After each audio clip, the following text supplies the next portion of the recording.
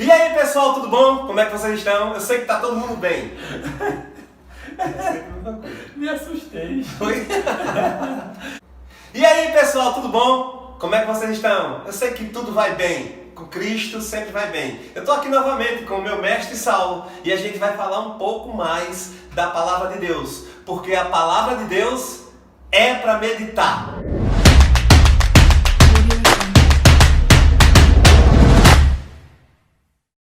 Oh, que massa! Receber aqui na minha casa meu brother, meu amigo, meu irmão, meu mestre Saulo. E hoje a gente vai falar de algo bem interessante, algo talvez misterioso, mas nem tanto assim. A gente vai falar do livro de Apocalipse. Então, Saulo, fala aí um pouco pra gente sobre Apocalipse. Amém. Graça e paz, queridos. André, é muito bom estar aqui com você na sua casa novamente, podendo compartilhar a palavra de Deus. Queridos, durante um tempo, várias pessoas têm mandado perguntas pra gente, e sempre falam assim, comentem sobre Apocalipse, tragam um resumo, um apanhado sobre o livro de Apocalipse. E a gente decidiu passar para vocês aqui um pouco sobre o livro de Apocalipse. Um livro temido por muitos. Eu lembro uma vez que eu fui ensinar em um lugar e uma pessoa disse assim, professor, o senhor vai falar de Apocalipse? Eu disse sim, ele disse, misericórdia. Apocalipse eu fiquei sabendo que é o livro de terror da Bíblia. E aí eu falei, não, pelo contrário, a Bíblia fala que é bem-aventurado quem lê Apocalipse. Amém. Apocalipse 1, verso 3 diz, bem-aventurado aquele que lê, aquele que ouve e aquele que guarda as palavras da profecia do livro, porque o tempo está perto. Então, é bem-aventurado ler Apocalipse, e não amaldiçoado, ou é um livro de terror da Bíblia, nada disso. É verdade. Olha, se a gente for olhar até pelo significado do nome Apocalipse, não tem nada a ver com filme de terror, nem tem nada a ver com tragédia. Ele revela tragédias que vão acontecer. Mas Apocalipse, no grego, é Apocalipsis, significa revelação. É um descortinar, sabe? É como abrir os nossos olhos. Então, de fato, é necessário que o crente, que o cristão, que aquele que crê em Jesus Cristo, que aquele que crê na palavra, é necessário, é essencial que ele leia Apocalipse, porque no Apocalipse está a revelação. É isso mesmo. Eu gosto de falar, André, sobre Apocalipse a seguinte verdade. Eu digo que o livro de Apocalipse é o desvendar triunfante e definitivo de Deus o Pai, do seu Cristo Jesus contra as forças do mal, contra Satanás, o anticristo e todos os inimigos. E eu digo que o livro de Apocalipse, se você espremer, apertar, ele está tinto de sangue. Isso. Tem sangue no livro de Apocalipse. Isso quer dizer que existe cruz, existe redenção. Lá Jesus é apresentado como um cordeiro que sangrou, que foi morto. Ele volta com um manto tinto de sangue. Então o livro de Apocalipse não está distante da cruz, pelo contrário. A cruz é escatológica, assim como o livro de Apocalipse também tem cruz nesse livro. Então é interessante. Amém. Então vamos caminhar, primeira coisa que a gente já viu aqui foi a definição. Apocalipse quer dizer revelação.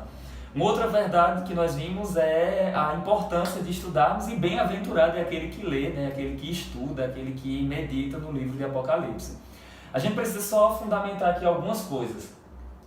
Autoria, datação e ocasião da redação de Apocalipse. Importante. Então, falando sobre autoria, o autor fica claro aqui que é o próprio João. No verso 1:4 ele diz, João, às 7 igrejas que estão na Ásia. Ainda que não diz aqui que é apóstolo, a tradição da igreja tem aceitado que é João o apóstolo. Isso mesmo. Um dos 12. E a gente tem alguns fundamentos que provam que é João. Por exemplo, quando a gente compara o Apocalipse com o Evangelho de João e as epístolas joaninas, a gente encontra palavras comuns nesses livros. Por exemplo, fonte de água viva, fonte da vida, essas palavras que falam sobre água viva, que João usa no capítulo 7, tem também em Apocalipse. O rio da vida, a água da vida, fonte da vida. A expressão cordeiro, João usa nas epístolas e também no Evangelho, e Jesus aparece como cordeiro também em Apocalipse. E aí a gente vai encontrar diversos outros títulos que aparecem para Cristo no Evangelho de João e aparece também em Apocalipse. Um deles é Logos. Isso mesmo. No princípio era o Logos, o Verbo, e o Verbo estava com Deus, e Apocalipse 19 fala que Jesus é o Logos de Deus.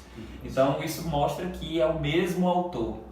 João foi o apóstolo, foi quem escreveu essa mensagem ao Apocalipse também. E um outro detalhe que se deve considerar é que João, pela tradição da igreja, ele foi o único que morreu de causa natural, né? Ele teve contato com diversos pastores na região que ele morava. Ele foi lá para Éfeso, ficou um bom tempo lá. E segundo a tradição, ele morreu de causas naturais e pregando filhinhos, amemos uns aos outros, essas questões também. Então, tanto a história como a Bíblia dá indícios de que é João, um dos 12, quem escreveu o livro de Apocalipse. Sobre a datação, você quer comentar algo? O que se defende na tradição é que o livro de Apocalipse tenha sido escrito entre 90 e 95. Isso. Depois de Cristo. Quando a gente aciona a história da igreja, né, estudando um pouco ali dos pais da igreja, a gente encontra, tem um livro de um historiador que falou muito sobre um imperador. Esse livro eu tenho lá em casa, é muito bom.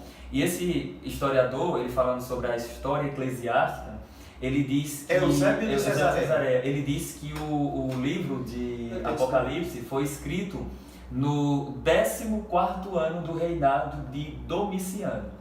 Domiciano assumiu o governo em 81. O 14º ano vai levar para o ano 95. Isso mesmo. Então, está na história da igreja que João escreveu, esteve em Patmos nesse período.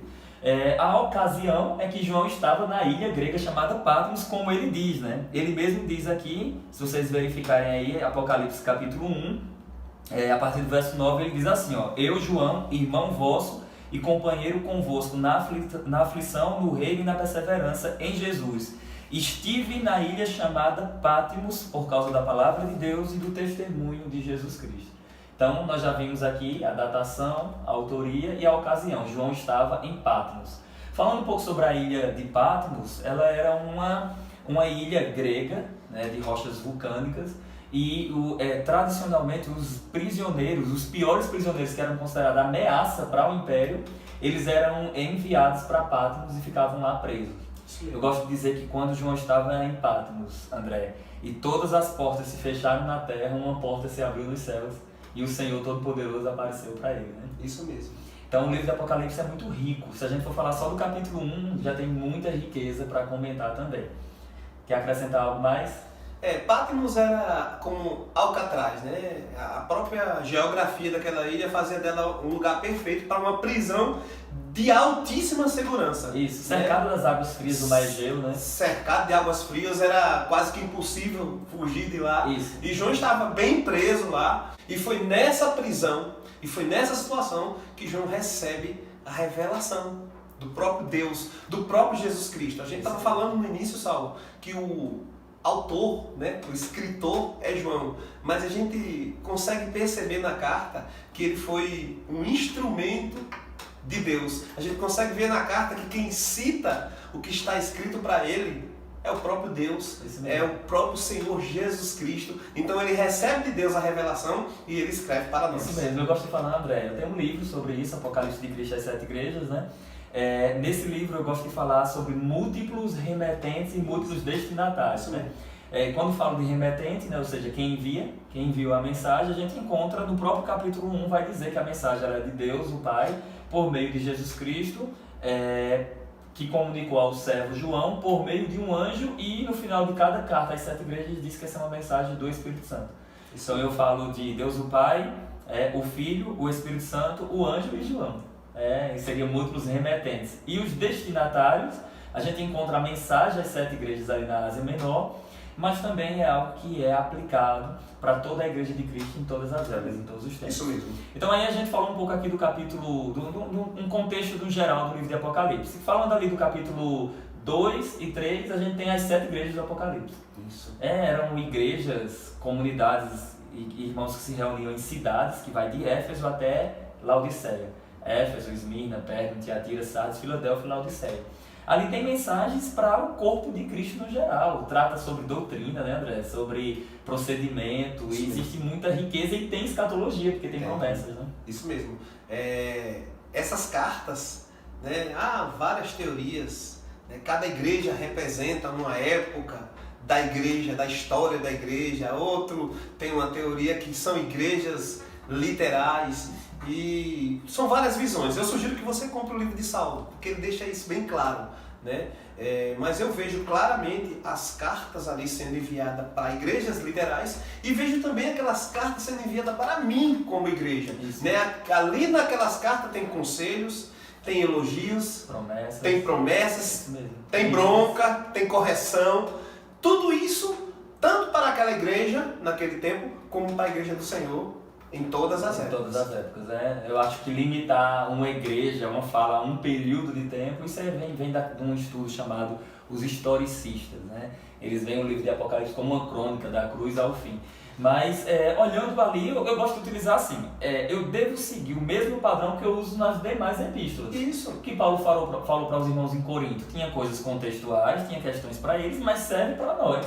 Com certeza. Então, eu uso isso também sobre as 7 igrejas do Apocalipse. Com certeza. Então, vamos avançar mais um pouco, né? Se a gente fosse comentar sobre cada igreja, teria muita riqueza, mas de qualquer forma você já vê que o livro de Apocalipse é algo que você já pode ler e aprender e receber da parte do Senhor verdades aí já desde o início do livro. Então, capítulo 2 e capítulo 3, a gente tem essa mensagem às 7 igrejas. Ainda no capítulo 1, Jesus se apresenta para João de diversas formas. Isso. Parece transmitir uma divisão didática no verso 19 do capítulo 1, né? Ele diz, escreve, pois, as coisas que vistes, as que são e as que hão de acontecer. Muito interessante. Depois destas, parece indicar quem usa esse texto como uma indicação da estrutura do livro. Outros entendem que não está mencionando isso. De qualquer forma, assim como toda carta, o livro tem uma progressão. Uma progressão nas visões, progressão no entendimento, mas isso não impede ele também de citar coisas do passado e usar até exemplos do passado para ilustrar verdades que o autor inspirado queira transmitir. Se você ler o livro, você vai ver que ele de fato está falando de coisas que estavam acontecendo naquele tempo. Até as 7 igrejas, né? As 7 igrejas, você vê mensagens para aquela igreja, mas você também vê muito no livro de Apocalipse, por isso que o nome é Revelação, de coisas que ainda iriam acontecer para eles e coisas que ainda vão acontecer para nós. Para nós. Esse é o livro de Apocalipse. A história da humanidade no geral, né? Porque ele diz assim, as coisas que devem acontecer. Então ele aponta para um futuro também. Então, André, quando a gente fecha aí o capítulo 3, que vai para o capítulo 4 e capítulo 5, a gente pode fazer um bloco só, capítulo 4 e capítulo 5, a gente tem alguns acontecimentos e personagens importantes desses 2 capítulos. Verdade. Eu acho que a gente poderia citar João sendo levado aos céus, ao ressoar de uma voz como de trombeta, capítulo 1, capítulo 4, verso 1. Ele é levado ao ressoar de uma voz como de trombeta, que em 1:10 transmite que é a voz de Cristo, né? Apocalipse 1:10 é Jesus chamando ele. Quando ele chega na sala do trono, é algo interessante, que tem um autor aqui, não sei se você tem ele, o Grant Osborne, tem. Comentário de Apocalipse. Não. O Grant Osborne, ele diz assim, é como se fosse visões dentro de visões. Então ele chega lá na sala do trono e ele tem uma visão e ele vê outra coisa e ali amplia, é como se ele olhasse para o outro lado e fosse vendo mais coisas lá no céu. A primeira visão que parece descrever ali no início, ele vê o trono de Deus e um ser semelhante a pedras preciosas.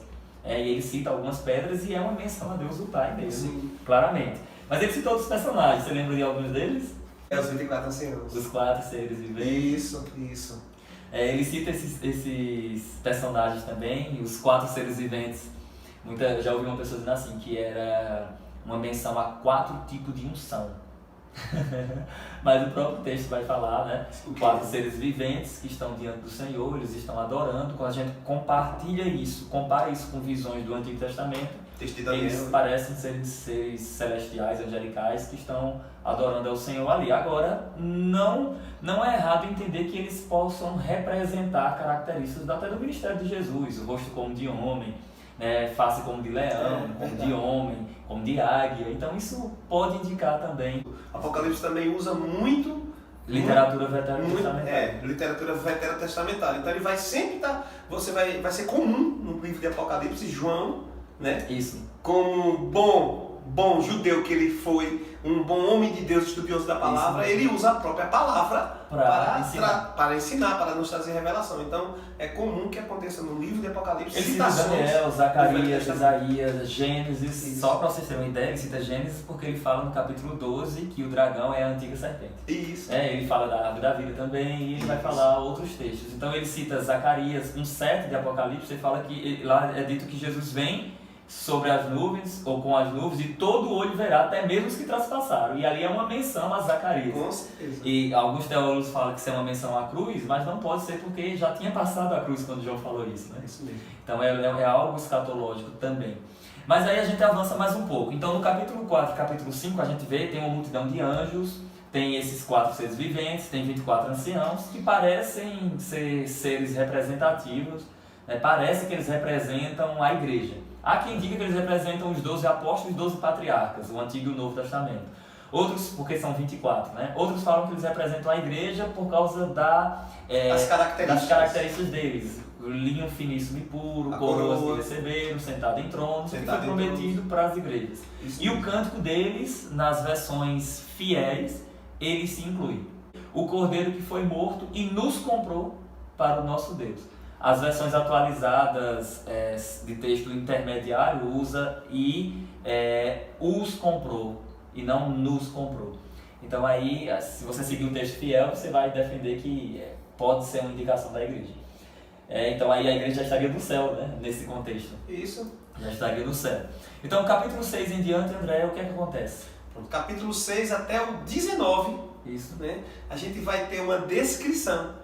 A revelação, né? O texto de Apocalipse vai nos revelar o que vai acontecer durante o período tribulacional. O que é a tribulação? A tribulação, eu aproveito e já indico um vídeo que tem aí no canal só falando sobre tribulação, né? A tribulação é um período onde Deus vai tratar com o mundo. Isso. Né? A ira de Deus vai ser derramada sobre toda a terra. A gente vê isso no texto de Apocalipse 3, né? Versículo 10. Ele já fala de uma tribulação sobre toda a terra. Uma tribulação sobre todo mundo, sobre toda a terra. E essa tribulação ela também é profetizada no Antigo Testamento. Se você ler o livro de Daniel, no capítulo 9, a partir do versículo 24, ele vai falar de 70 semanas, né, que estão determinadas, e dentro dessas 70 semanas existe uma semana que ainda está para se cumprir, que é exatamente uma semana de 7 anos, né? A 70ª semana de Daniel, que é esse período tribulacional que está por vir sobre toda a terra. Então a gente tem aí do capítulo 6 ao 19, cobre esses 7 anos. Isso, é o desenrolar. O desenvolvimento desses 7 anos tribulacionais. Então, para facilitar para as pessoas que estão nos assistindo, a gente poderia citar alguns personagens principais desse período dos 7 anos. Sim. Eu pensei em citar, tem vários, né? Mas eu pensei em citar 5 personagens. Certo. Então, por exemplo, o Anticristo. Já no capítulo 6, versículo 1, 2... Aquele cavaleiro no cavalo branco, né? O povo pensa que é Jesus. Gente, o cavaleiro do cavalo branco do capítulo 6 não é Jesus. Isso mesmo. E a base bíblica para dizer que ele não é Jesus é porque Jesus tem um manto tinto de sangue e ele não aparece com manto tinto de sangue, André. E ele traz com ele outros cavaleiros que trazem destruição para a terra. Tem vários detalhes. Isso. Ele tem um arco na mão, a gente não vê Jesus. E não vê a menção da flecha. A gente não vê Jesus com o arco. Jesus é bem descrito no capítulo 19. Quando ele vem com uma espada. Então, eu acredito, e pode haver um tanto de inferência nisso, mas pela característica dos outros cavaleiros que vêm com ele, pelo contexto em que ele aparece, Jesus Cristo está abrindo o selo. Isso, o Cordeiro está abrindo o selo. O Cordeiro está abrindo o selo e o Cordeiro está entrando, sendo manifesto aqui na terra. É estranho, né? Estranho. Ele quem abre, ele desce, depois ele volta para abrir os demais. Os demais selos. Então, fica estranho. Quando ele abre os selos, esses cavaleiros aparecem. Todos eles têm uma mensagem negativa, uma mensagem de destruição, uma mensagem de ira, uma mensagem de julgamento. Parece fazer conexão com o que o próprio Cristo falou em Mateus 24, né? Que viria falsos cristos, pessoas se dizendo Cristo, e o Cristo ali. A própria aparição dele no cavalo branco dá pra gente a ideia de imitação. E você vai ver isso, Saulo, em Apocalipse, só para dar essa ideia para você de imitação, você vai ver essa ideia de imitação no primeiro cavaleiro, do cavalo branco. Você vai ver em Apocalipse 7, a gente vai falar já dos 144 mil, eles são selados com um sinal. na Isso, testa. E no capítulo 13, No capítulo 13, o dragão também o anticristo lá. tem um sinal imitando, na testa também. Até uma possível morte e ressurreição ali, como se fosse uma simulação onde suas cabeças são feridas. Imita uma ressurreição, né? Então, o caráter de imitação de Satanás... Até para trazer engano. Queridos, preste atenção. A maior estratégia de Satanás, e é toda a coja dele, né? O anticristo, o falso profeta, os povos inimigos, não será a força, será o engano. Isso mesmo. Assim como foi lá no Éden. Isso mesmo. Assim como a serpente lá no Éden utilizou o engano para fazer com que aquele primeiro casal caísse, né? Isso mesmo. Então, o engano será a maior estratégia de Satanás, e até hoje é assim, né? Até ele tentando o nosso Senhor, o Redentor, o Jeová Filho, Jesus Cristo, ele usou essa estratégia, né? Para tentar tal. E não, olha, se você comer aqui, se tu é mesmo filho de Deus, prove que você é o filho de Deus, essas questões. Mas a estratégia do anticristo será um engano. Eu gosto de dizer que esse personagem, o anticristo, ele será um líder político, militar e o apoio de um líder religioso, que é o segundo personagem que nós estamos falando, que é o falso profeta agora. Isso. O primeiro é o anticristo, a besta que sobe do mar, e o segundo personagem é o falso profeta chamado de segunda besta. Isso. Ou a besta que sobe da terra. Né? Isso, que é chamado também de aquele que tem chifre como que de cordeiro, mas fala como dragão. É interessante, então ele vem trazendo o engano, ele é o líder religioso. O anticristo tem associado a um líder militar também, porque o pessoal quer aplicar isso para o atual presidente, porque ele é militar também. Não, isso não tem nada a ver. Essas conexões não podem ser feitas porque nós estamos tratando de algo futuro e o anticristo não se manifesta ainda porque existe detentores. Isso. A Bíblia fala pelo menos sobre 2 citações de que o anticristo não se manifesta porque tem algo detendo. Uma condição é haver uma grande retirada. Isso. E outra também é que existe aquele e quem o detém. Então, enquanto isso não for removido, não pode existir anticristo operando agora. Então, mas de qualquer forma ele será um líder militar. Se vocês observarem para todo o cenário da existência da humanidade, os pilares de uma sociedade repousam nesse entendimento.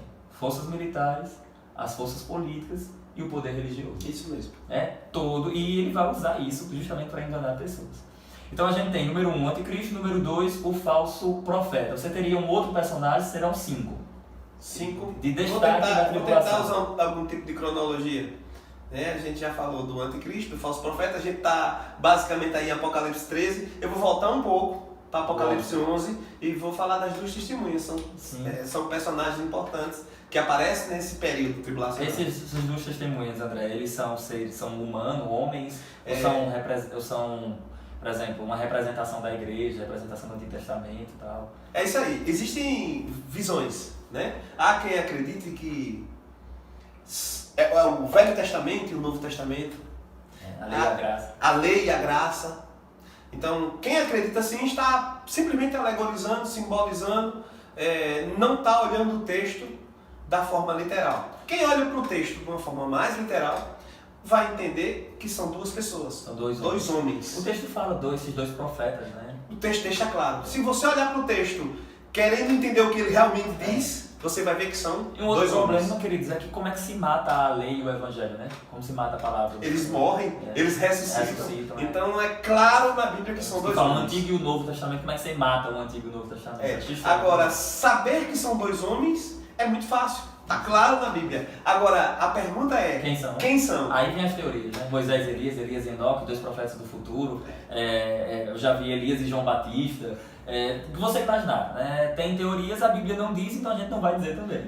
A gente vai ficar com o texto. A Bíblia chama de profetas e fala que eles operam sinais semelhantes, quando nós olhamos para o Antigo Testamento, aos operados por meio de Elias e de Moisés. Isso. Mas operar sinal semelhante não é garantia que sejam as mesmas pessoas.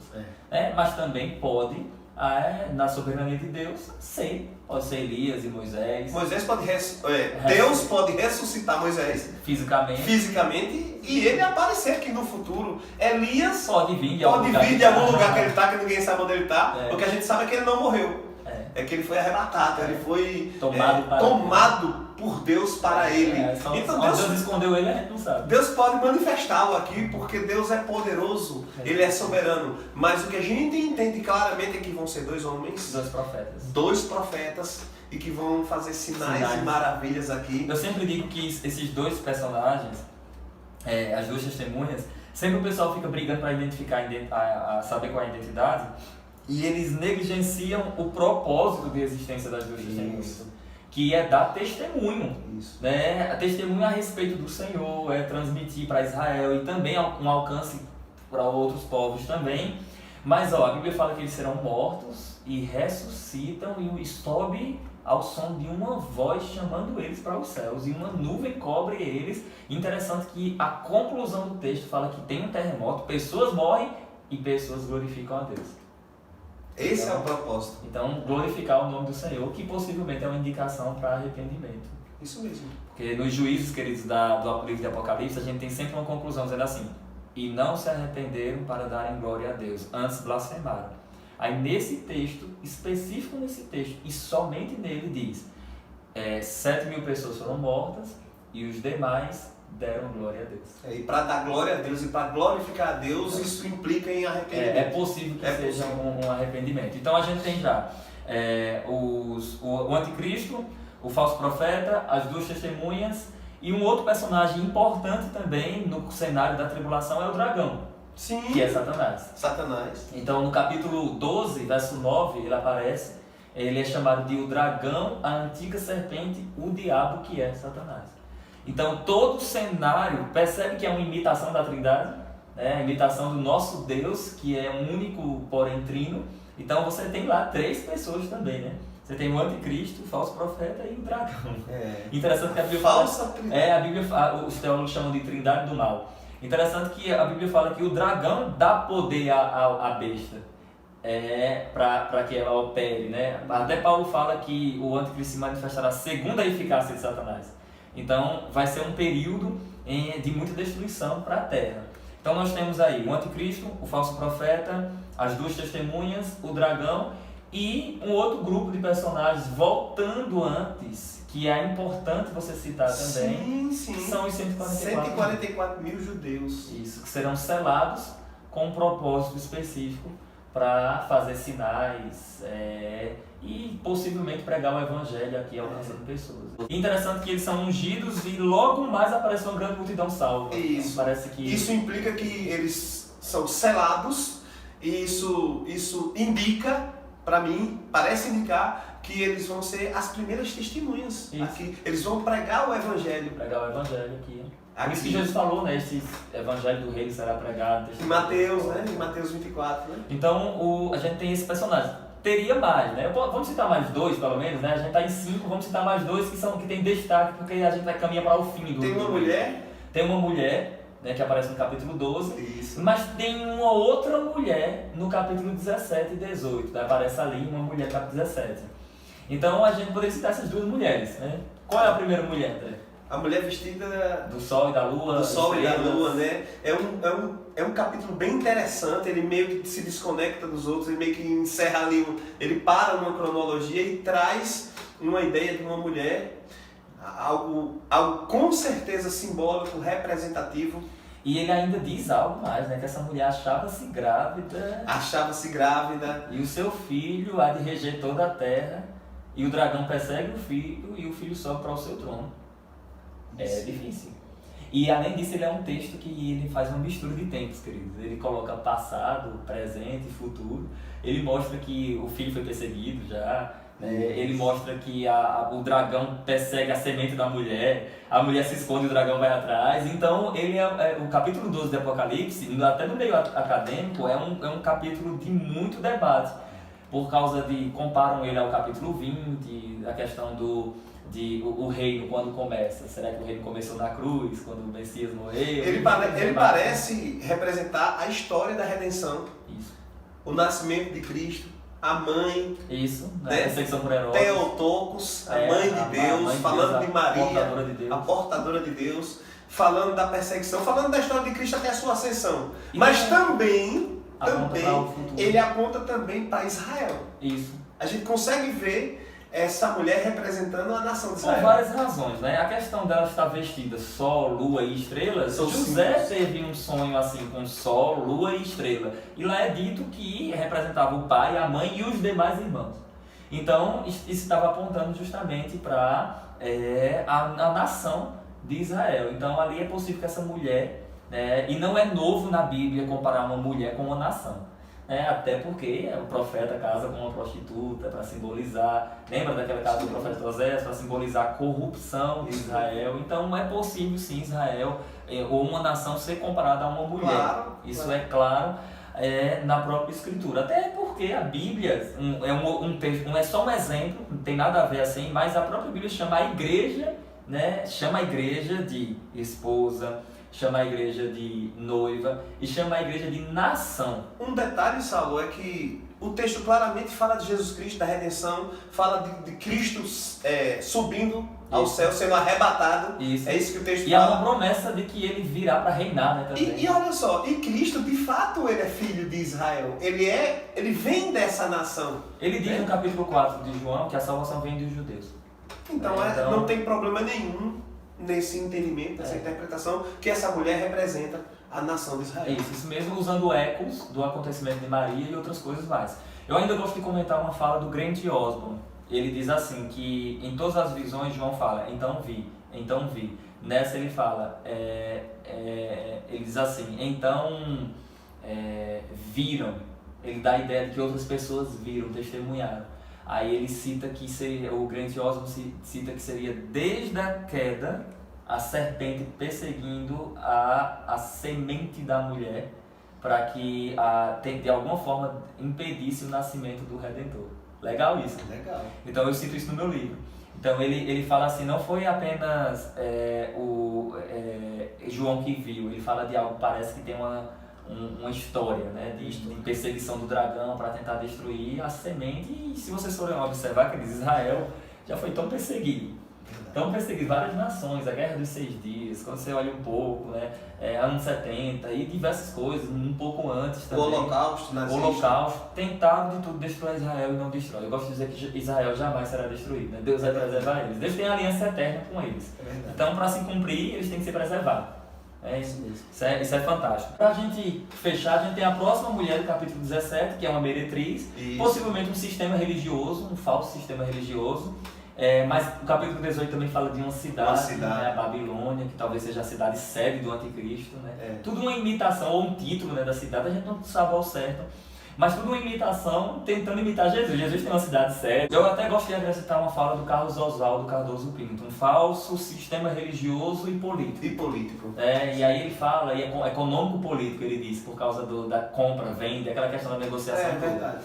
Então, queridos, aqui esses são os 7 personagens principais que a gente tem, outros que a gente cita no livro de Apocalipse, nesse período tribulacional. E para a gente caminhar para o fim aqui, a gente tem capítulo 19, que é Jesus voltando. Isso, o final. Agora é Jesus mesmo. O final da tribulação.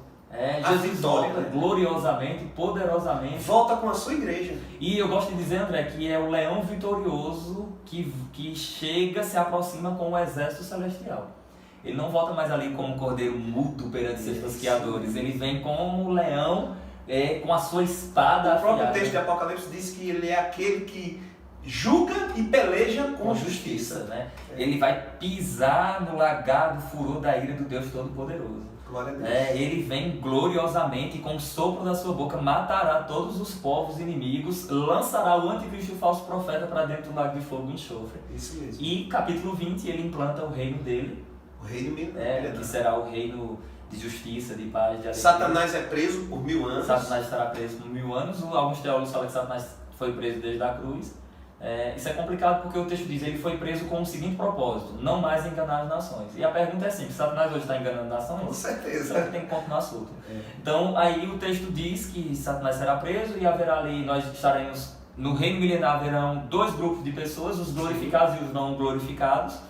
Os glorificados envolvem todos os salvos da igreja, os santos do Antigo Testamento, as pessoas que morreram e ressuscitarem, salvas ali do período tribulacional, possivelmente 144 mil, as 2 testemunhas, esse pessoal que ressuscitou, e os 144 mil possivelmente eles recebem glorificação, não provam morte, Não há menção de morte. Não há, a gente não vê eles morrendo. Não vê. Talvez aconteça com ele o que vai acontecer comigo e com você. Isso. A gente vai ter o nosso corpo glorificado ainda em vida, assim eu espero. Até porque é uma promessa, De que lá é dita a seguinte promessa: os juízos tribulacionais, podiam alcançar todas as outras pessoas, com exceção daqueles que têm o selo de Deus. Então, capítulo 21 e capítulo 22, só um detalhe, ao final do reino milenar, Satanás é solto. E aí cumpre o propósito dele, enganar nações. Ele sai enganando nações. Engana milhares. Quer dizer que a gente glorificado vai poder ser enganado, André? Não. O pessoal já estava naquela dúvida. Quer dizer que depois de tudo isso ainda eu vou poder ser enganado? Não, jamais. O texto é bem claro, ele vai... É porque a gente tem que entender que no reino milenar, como o Saulo disse nesse instante, entra um grupo de glorificados.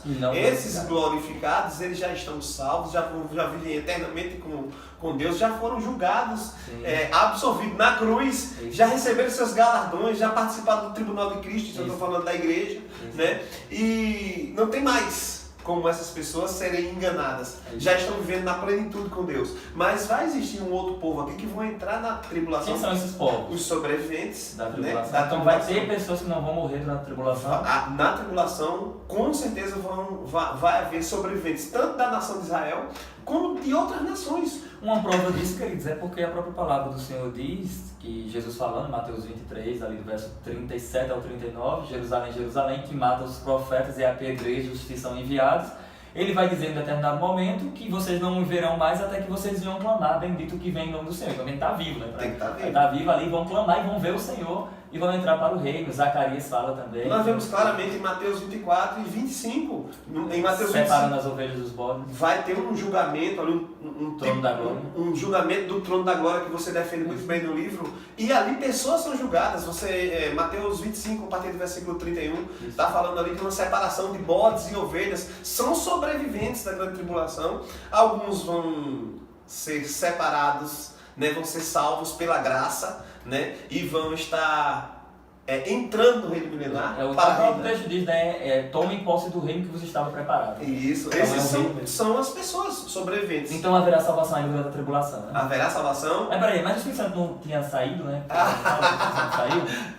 A gente vai passar, tá todo dia aqui, falando. Mas o Espírito Santo não saiu. Apocalipse é um livro maravilhoso, né? E claro que se vai haver salvação durante a tribulação, isso é claro lá no capítulo 7 de Apocalipse. Capítulo 7 já tem. Já tem, falando de milhares de cristãos. E lavaram a sua vestidura no sangue do Cordeiro. Que foram salvos. Salvos por meio da obra pela graça, por meio da fé em Cristo Jesus. Então, se há salvação, o Espírito Santo vai estar atuando. E tem que ser pela graça mediante a fé, né? Só tem salvação pelo Espírito Santo. E apontando para Cristo, né, o Redentor. Com certeza. Então vamos lá. Então no capítulo 21 e 22 é o chamado teologicamente de a eternidade. A eternidade. É porque no final do capítulo 20 a gente vê claramente o juízo final. O julgamento do grande trono branco. Os ímpios vão recitar. Tá? Esse é um evento grandioso do Apocalipse. Então os ímpios de todas as épocas ressuscitam e vão receber ali a sua sentença. Né? E aí eu queria que você falasse um pouquinho desse julgamento. Esse julgamento. Eles podem ser salvos, né? Às vezes a pessoa pergunta, vai ter um juízo final. Será que nesse julgamento do trono branco, no final do reino milenar, será que as pessoas ainda vão poder ser salvas? Bom, o próprio texto vai mostrar que não, né? Vai mostrar que tem livros, o livro da vida também. E é interessante, uma vez me perguntar assim, se o livro da vida está lá, então deveria ter algum salvo. Eu gosto de dizer que a presença do livro da vida não é garantia que tem um salvo. É simplesmente mostrando para ele que o nome dele não está lá. Isso mesmo. Então, os ímpios estarão ressurretos diante do Senhor, eles vão receber graus, vão ser julgados conforme as suas obras, vão receber graus e vão ser lançados de juízo e vão sofrer em níveis diferentes, assim como o nosso galardão será diferente, o juízo para eles também será diferente. Dependendo das obras. Das obras que eles praticaram também. Né? Mas todos estarão perdidos, só que uns sofrendo mais e outros menos, e pelo incrível que pareça, Jesus fala sobre isso. Né? Haverá menos rigor e mais rigor para grupos de pessoas. Eu me lembrei agora que a citação do livro, nesse texto, a gente tem que lembrar, a gente disse no início, que esse texto de Apocalipse, ele também é uma mensagem para a igreja. Ele também é uma mensagem para aquele povo daquela época. Então, a citação do livro não quer dizer que alguém pode ser salvo, mas a citação do livro deixa claro para nós que, se você não estiver nesse livro, você vai participar desse julgamento. Somente isso. É somente isso, e Apocalipse tem que ter uma aplicação para nós, até porque foi escrito para as igrejas, né? Isso. Uma vez a pessoa disse, Apocalipse não foi escrito para não foi para quem? As 7 igrejas. Começa com as 7 igrejas e finaliza, e essa é a mensagem escrita para as 7 igrejas. Então é para a igreja de Cristo no geral. Então a gente tem esse juízo, né? Eu transmito algumas verdades, para a gente caminhar a gente tem, parece, André, que uma coisa que eu gosto de comentar é que o juízo do grande trono branco, ou juízo final, ele acontece num lugar que não é nem céu nem terra. É verdade. Porque, voltando um pouco, quando o Senhor vai destruir Satanás lançando para o lago de fogo e enxofre, diz a Bíblia que cai fogo do céu. Só que Pedro diz que esses elementos que agora existem serão derretidos pelo fogo. Desfeitos. Então serão desfeitos e o Senhor criará um novo céu e uma nova terra em que habita a justiça. Então parece entender que há essa destruição ali, após o reino milenar, de céus e terra, e o Senhor e os ímpios estarão num lugar que não será céu nem será terra. Porque olha o que diz o texto diz assim: e vi os mortos, aí fala o Hades deu os seus mortos, a morte e o além, tudo isso, postos em pé diante do Senhor. Aí o texto diz assim: e fugiram-se os céus, a terra, isso. E não achou-se lugar para eles, e os mortos estavam julgados um a um diante do Senhor.